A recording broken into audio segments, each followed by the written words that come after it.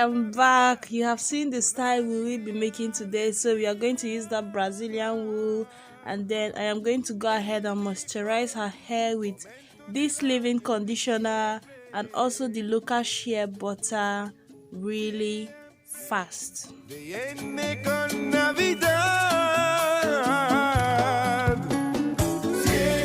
So also I proceed to use hair grease, what we call hair cream in Nigeria, to seal in those good moisture. Her hair is damp. We just finished washing her hair and dried it off a bit so that it will not be dripping. So the hair is very damp and ready to be braided.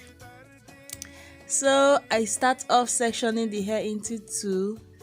You know how excited I was to make a hairstyle for Valentine.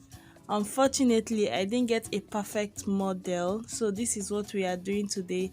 I am just measuring the wool extension to use on her hair. So she specifically told me we are not allowed to use hair extensions. If we do, it has to be a little. So I have to use that wool hair while ensuring it is hidden in her hair. It cannot be pronounced, or else she will get punished in school. So I so badly wanted to make heart braids just because it's Valentine, but she told me my hairstyle is all back. You can make any design you want, but I want all the braids going to the back. That is my style for school. You can make any design you want, but I want all the hair going to the back. Our uniform hairstyle is all back with any design you want. Okay, I didn't get a model to freestyle what I want for Valentine, but I cannot complain with this opportunity I have to make any design I want while ensuring it's all back and the wool is hidden. So I proceeded to make two hats. Of course, a hat is too big for one. I had to make two hats.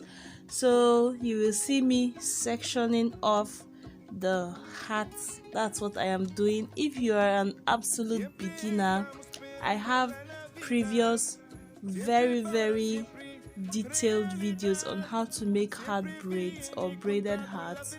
You can check them out. I will link them in the description bar, but in this video I didn't go into details explaining. I only showed how I did it, and I can explain to an extent, but those other videos are detailed. I have 4 of them, 4 braided hat braids videos already. So let's keep going. I am just making this in slow motion so that you can see clearly in the midst of this gorgeous, fussy, fertile, beautiful hair. I am trying to show you what I am trying to show you. So I have already sectioned off half of the hat, and then I am done with the left hand side. I am going to proceed to put that into a twist. So I am just bringing out her edges here. Some people have been coming for me. They say I braid natural hair without making it wet, because I used to edit away the sections where I moisturize, detangle or wet the hair. As you can see, I have my good old hair mist very close to me, which is made up of leave-in conditioner, very little leave-in conditioner, and plenty water, lots of water. I cannot braid natural hair if it is not wet, because I do not blow dry my clients' hair. I braid wet hair. I braid natural hair wet, especially type 4 hair. And to detangle, I use a white tooth comb to detangle the hair first, and then I just use a small comb to stretch out the hair so that it will be easier to grip.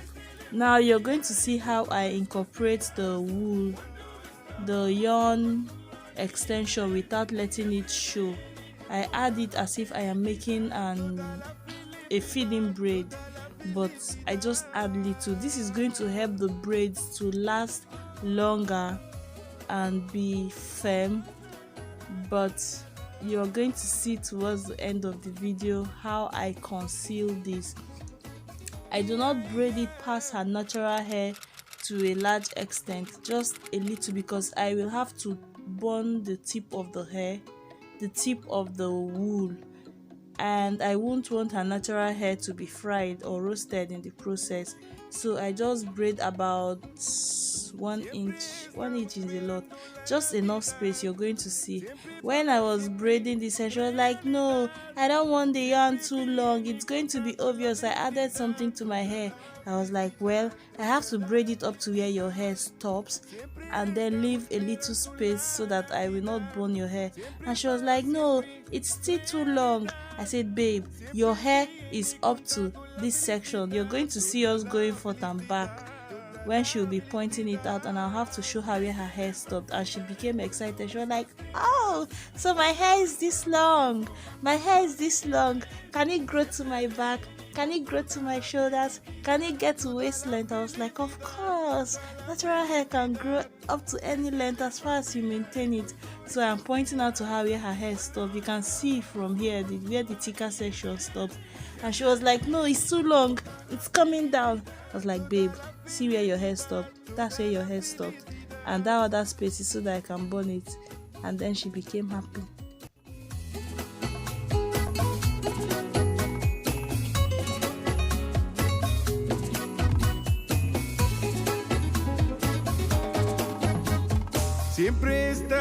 So I was done with that first braid, and I am keeping to our agreement of braiding the hair all to the back. So this is our second braid, and I don't think I'll keep showing when I detangle this hair because it's a waste of time. I take out her edges as much as I can afford to. Now I braided someone's hair that had like long edges. Her edges were just too long and I wasn't comfortable leaving those edges out, and people were roasting me. Like, I just believe that, especially since our weather is really dry and the harmattan can break people's hair off, I have noticed that when I leave out some people's hair like this, they do not moisturize their edges. They just put on their hair nets, not even hair bonnet. Me sef, I know they wear hair bonnet. They put on their hair nets that lie on those edges with all the friction and the dryness, and before you know, those long edges are gone. So I prefer to just braid it into the front braids, but try to make sure that they are not tight. But man, the way people came for me in that video, somebody was someone was like, you're the problem with black people. Oh my god, they roasted me in that video.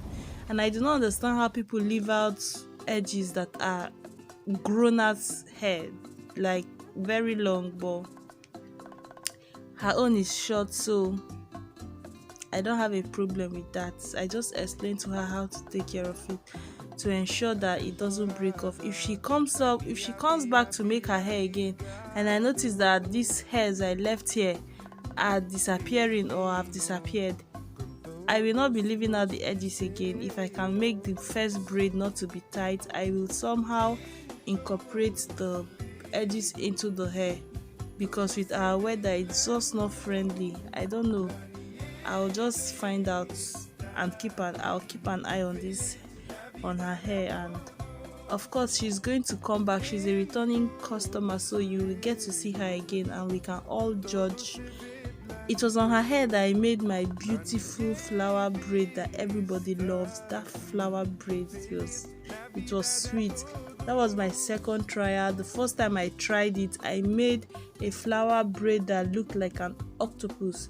It was so big and was like all over the scalp of my client. I was so ashamed of that flower. Like, you cannot tell it's a flower unless you're standing right above her head, like at like bed level, like a bird a bird flying up like above her head. That is the only way you can tell it's a flower. I saw some kids that came with her. They were arguing what it was because she's taller than them. So they were looking at it from the sides. They are like, it came down here, it came down here. Okay, it came down 5 places. They couldn't tell it was a flower except when someone that was tall enough came and the person could tell it was a flower. I was just so ashamed of that flower. Like when I saw the girl took that braids, then I was just so happy. But I learned and decided to try it again. So she was the next person I made that flower braid on, and it was, God, it made me so happy. It made me so happy. And her hair, it was beautiful. If you've not watched that video, I'll leave the link in the description bar because you need to see that flower. It was the perfect type of flower with 5 petals and our hair accessories. It was looking really cute. So if you don't want to braid the hard braid, maybe it's too mushy for you, you can try a flower braid.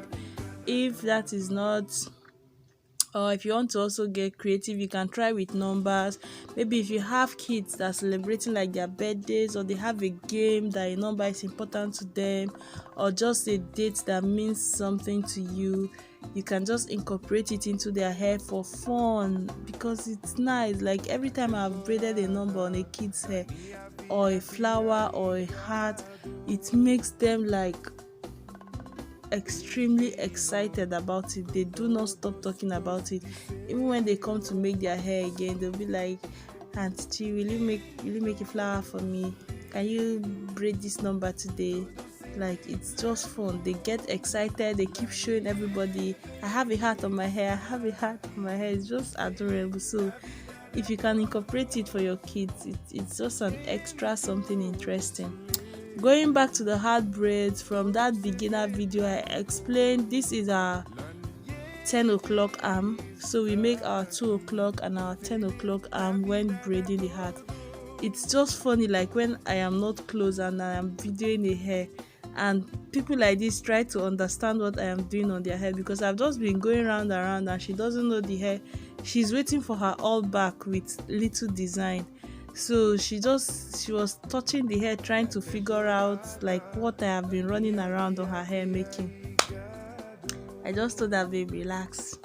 You know how we do it. We'll keep running around because sometimes I braid like in circles. I go from the front. Like when you're braiding a hat, you have to turn around your clients like 360. So some people just get, or even the flower braid, you just keep turning around like somebody that is confused. So some people get worried and start feeling their hair to just know if they can understand. Like they begin to wonder, does this person even know what she's doing? She's just running around in circles on my hair. But I told her I can stop and show you if you want to see. She was like, no, let's continue. She's still trying to touch this hair to understand what I'm doing. When she think I'm not seeing, she doesn't know that my camera is seeing it. So guys, I must confess, like at some point, because I didn't have an exact style in mind, I didn't know where to, like the space between the two hats, I didn't know how to braid around. Like it became confusing. What I am doing now was not part of the plan. I was just like, keep going. Like I felt like just running away at this point and meeting the hair when it was done, because I became confused. But I actually told her, like, I don't know the style I'm forming on your head. I'm becoming confused on what to do. She was like, I was like, okay, I hope it turns out good at the end. She was like, me too. I was not like, please stop scaring her, Joe. You know it's going to be nice at the end. Anyway, because like when you braid your hat, you need to cross the tail of the braid from the left hand side over to the right hand side, and the one on the right hand side over to the left hand side, so that you can get that pointed tip at the bottom of the braid. So that is why I am braiding this other half that I'm not yet working on. I'm going to braid the hat from that side and incorporate it into the braids on the right hand side. I hope you understand what I mean. So that is why I shifted over to that side when I wasn't done with this side. And all these things can be confusing to a client. When I was done, I make the 2 o'clock arm on this side of the heart and then braid around it down and over to the left hand side so that I can get that pointed bottom of the heart, the sweetest tip of the heart. Happy Valentine's, people. I hope you find and you have and you always have and receive and give love, abundant love, beautiful love, sweet love. And I am continuing the all back braids, and I'm just braiding every other thing to the back, to the back, to the back, to the back, to the back. Everything we braid all the way to the back. Please, YouTube, do not give me copyright because my voice sounds like Beyonce's own. Oh, our heart in the beginning is still there. Yeah, so I've made the 2 o'clock arm and I have to turn around and braid all the way from the front up to the back and down and down and down and down. So when I'm braiding the heart side, because I just didn't want to deal with the wool at that section, I do not add the wool until I am done with the heart. And at this point I wanted the braid to pass underneath the previous one, so I used a latch hook to latch onto it and pull it underneath that braid. This thing took me a while because her hair is so thick. It was so much thicker than the latch hook, so this hair is beautiful. Like, her fussy hair is just perfect. She has a perfect hair. And now we have two hearts. The heart in the beginning is small and very beautiful. The second one is open. So we have a normal heart that then opens to incorporate more love at the back. That is the definition of these braids. Happy Valentine's. I wish you lots of love for me and for my clients. Bye.